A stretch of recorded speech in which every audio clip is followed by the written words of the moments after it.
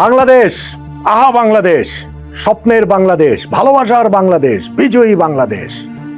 যেই বাংলাদেশকে আমরা আমাদের স্বপ্নে দেখি, আমাদের ভালোবাসায় দেখি, আমরা যেই বাংলাদেশকে বিজয়ী হিসেবে দেখি, তারাই আজ পুরো দেশের 20 কোটি মানুষের প্রতিনিধি হয়ে নেমেছিলেন ফুটবল মাঠে। জয় তারা ছিনিয়ে এনেছেন ভারতের বিপক্ষে। শেখ মোরসালিনের নাম বাংলাদেশের ফুটবল রূপকথায় ঢুকে গেল চিরদিনের জন্য। আপনি ভাবতে পারেন একটা জয়ই তো, কিন্তু যদি আপনি তেমনটা ভাবেন তাহলে আপনার ভাবনা ভুল। ভারতের বিপক্ষে বাংলাদেশের জয় কখনোই শুধুমাত্র একটা জয় নয়। কখনোই ভারতের বিপক্ষে ওই জয়টাকে আপনি কেবল একটা ম্যাচের মধ্যে সীমিত রাখতে পারবেন না। যখন জানবেন বাংলাদেশের ফুটবলের সেই হৃদয় ভাঙার গল্প, একের পর এক, বছরের পর বছর, 22 বছর ধরে যেই ভারতকে বাংলাদেশ হারাতে পারে না, সেই ভারতের বিপক্ষে জয়টা শুধুমাত্র একটা জয় হয় কিভাবে? বরং বাংলাদেশের এই জয়টা হতে পারে এদেশের ফুটবল বিপ্লবকে পূর্ণতা দেওয়ার প্রথম বড় পদক্ষেপ। অবভিয়াসলি হামজা চৌধুরী, সৌমিত সোম, ফাহমিদুল, জায়ানরা এসে আমাদের ফুটবলটাকে নিয়ে নতুন করে আশা দেখাচ্ছে, কিন্তু মাঠে যদি রেজাল্টটা না আসে, জাতীয় দল যদি শেষ পর্যন্ত গিয়ে কাঙ্ক্ষিত ফল, প্রার্থিত ফল এনে দিতে না পারে, তাহলে একসময় হতাশা গ্রাস করার কথা। সেটা হয়নি, সেটা হামজারা হতে দেননি, সেটা শেখ মোরসালিন হতে দেননি। 22 বছর পর, সেই 2003 সালের পর এসে 2025 সালে আবারও বাংলাদেশ হারালো ভারতকে, যেই জয়টা বাংলাদেশ ফুটবলের জন্য নিঃসন্দেহে একটা জয়ের চেয়ে অনেক বেশি কিছু। 2003 সাল, তখনও আমাদের ফুটবলটার অবস্থা এখনকার মতো, বা ধরেন আমি যদি 6 মাস 1 বছর আগে যে অবস্থা ছিল তখনকার মতো হয়ে যায়নি। আমরা সেবার ভারতের মুখোমুখি হয়েছিলাম সাব চ্যাম্পিয়নশিপে, এবং এই জাতীয় স্টেডিয়ামেই ভারতের বিপক্ষে বাংলাদেশের সেই জয়। সেমিফাইনালে মতির মুন্নার সেই বাপায়ের দূরপাল্লার দুর্ভেদ্য শটের গোল্ডেন গোলে আমরা জিতে গিয়েছি। গোল্ডেন গোলের সেই জয়টা, এরপরে যে 22টা বছরে ভারতের সঙ্গে আমরা কতবার জয়ের কাছাকাছি গিয়েছি, কিন্তু আমরা জিততে পারছিলাম না। আর শুধু ভারতের কথাই বা বলবো কেন, বাংলাদেশ ফুটবলের একটা চিরকালীন রোগই হয়ে যাচ্ছিল যে আমরা শেষ সময়ে গোল খেয়ে যাই। এই যে এশিয়ান কাপ বাছাই পর্ব হলো, সেইখানেও তো বারবার আমরা সেটাই দেখেছি। এই ম্যাচে সেটা হয়নি, এই ম্যাচে বাংলাদেশ সেটা হতে দেয়নি। বরং 11তম মিনিটে আমরা যে গোল করেছি, সেইটা আমরা লিডটা ধরে রেখেছি শেষ পর্যন্ত। 90 মিনিট পেরিয়ে, এক্সট্রা টাইমের 6 মিনিট পেরিয়ে, তারপরও এক্সট্রা টাইম ছিল, সেই পর্যন্ত ধরে রেখে বাংলাদেশ এই জয়টা নিয়ে এসেছে। নিঃসন্দেহে বুকটা কেঁপে উঠেছিল ওই সময়টা, যখন ওই অতিরিক্ত সময়ের শেষ মুহূর্তে আমাদের গোলকিপার বিতুল বার্মার হাত থেকে একটা বল ফসকে যাচ্ছিল প্রায়, এবং মনে হয়েছিল এবারও কি জয়টা বাংলাদেশের ফসকে যাবে কিনা। কিন্তু না, মিতুলের পরেই যখন আবার সেকেন্ড অ্যাটেম্পটে বলটা ধরে ফেলেন, বাংলাদেশও যেন আসলে জয়টা ধরে ফেলে। এইবার আর জয়টা বাংলাদেশ তাদের হাত ফসকে যায়নি, পা ফসকে যায়নি। যেহেতু ফুটবল, সেহেতু এইভাবে বলা যায়। আমাদের হামজা চৌধুরী এর আগেই বাংলাদেশের জার্সিতে জয় পেয়েছেন ভুটানের বিপক্ষে, কিন্তু কম্পিটিটিভ ম্যাচে এটা তার প্রথম জয়। সৌমিত সোমের এটা প্রথম জয়। বাংলাদেশ ভারতের বিপক্ষে জিতলে বাকি অনেক কিছুই আসলে আড়ালে চলে যায়, বরং সেইখান থেকে একটা নতুন সম্ভাবনা, নতুন শুরুর সম্ভাবনা তৈরি হয়। সেটাই বাংলাদেশের ফুটবলাররা আজকে করে দেখিয়েছে।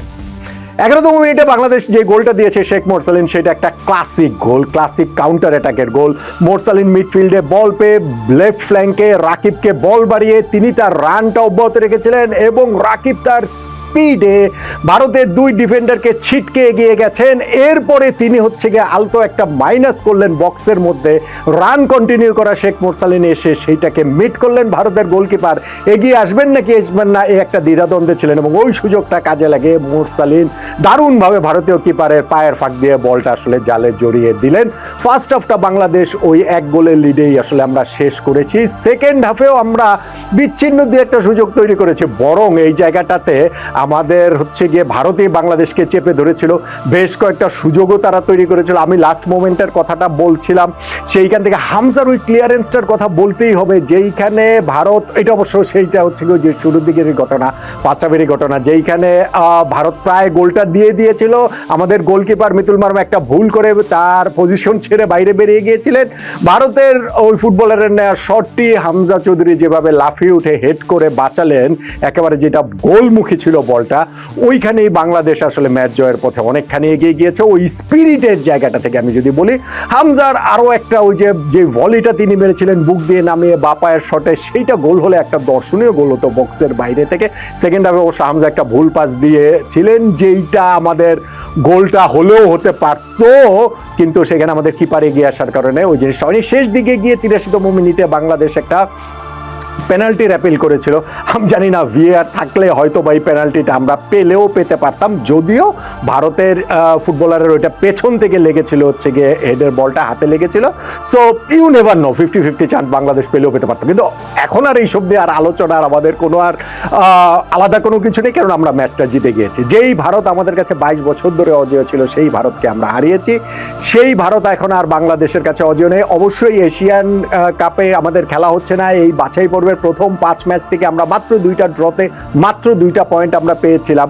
সেইখান থেকে আমরা শেষ করলাম 5 পয়েন্ট নিয়ে, ভারত 2 পয়েন্টেই থেকে গেল। অর্থাৎ ভারতের উপরে শুধুমাত্র আমরা আজকের এই ম্যাচে থাকিনি, ভারতের মাটিতে ভারতের সঙ্গে আমরা ড্র করেও এসেছি। এবং ওভারঅল পয়েন্ট টেবিলও বাংলাদেশ এই গ্রুপে 4 দলের মধ্যে 3 নম্বরেই থেকে আমরা শেষ করলাম।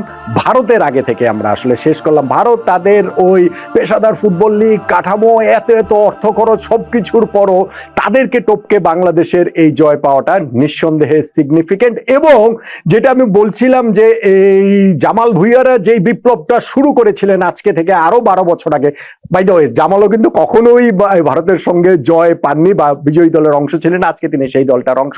জামালটা যেই বিপ্লবটা শুরু করেছিলেন, প্রবাসী ফুটবলাররা, বাইরে থেকে আসা ফুটবলাররা, সেইটার আমরা এই বছর অনেক বেশি করে দেখছি। হামজা চৌধুরীর মাধ্যমে সমিত সোম, জায়ান, ফাহমিদুল, অনেকেই কিন্তু এখন বাংলাদেশ এই জাতীয় দলে খেলাটা তাদের কাছে একটা বিরাট বড় গর্বের বিষয়, বিরাট বড় প্রাইডের বিষয়।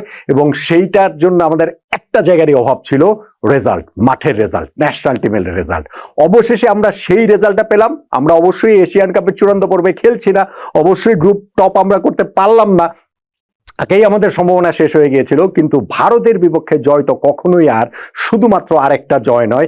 এই জয়টা 2003-এর সাফ চ্যাম্পিয়নশিপের সেমিফাইনালের সঙ্গে এই ম্যাচটাকে মিলিয়ে দিয়েছে, মতিউর মুন্নার সঙ্গে মিলিয়ে দিয়েছে শেখ মোরসালিনকে। এবং বাংলাদেশ ফুটবল সেই কারণে আবারও সেই সোনালী অতীতে, আবারও সেই স্বর্ণালী দিনে ফিরে যাওয়ার স্বপ্নটা আরো জোরে সোরে, আরো অনেক বেশি করে দেখতে পাচ্ছে হামজা, সমিত সোম, শেখ মোরসালিনদের মাধ্যমে। বাংলাদেশ ফুটবল দল 22 বছর পর ভারতকে হারানোর জন্য তাদেরকে স্যালুট।